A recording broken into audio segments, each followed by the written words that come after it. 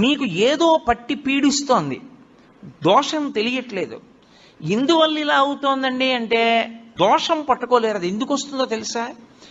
ఎక్కడో మహాత్ముల మనసు కష్టపెట్టడమో, లేకపోతే ఏదో చెయ్యకూడని దోషం ఏదో చేశారు, అది జాతకంలోకి దొరకదు, పీడిస్తూ ఉంటుంది. మీకు దొరకని దోషం పోవాలి అంటే ఒక్క నంది అభిషేకానికే పోతుంది. అది ఎప్పుడో తెలుసా? ఎప్పుడు పడితే అప్పుడు చేయడానికి వీల్లేదు. త్రయోదశి నాటి సాయంకాలం శివాలయంలో శివలింగానికి పొద్దున్న అభిషేకం అయిపోతుంది కాబట్టి అలంకారం చేసేసి రుద్రాధ్యాయంతో నందీశ్వరుడికి అభిషేకం చేస్తారు. అభిషేకం చేసి నంది మూర్తినంతటినీ కడిగి అలంకారం చేసి చందనం బొట్టి బొట్టు పెట్టి నందీశ్వరుడికి శివలింగానికి ఏకకాలంలో హారతిత్తితే సమస్త దోషములు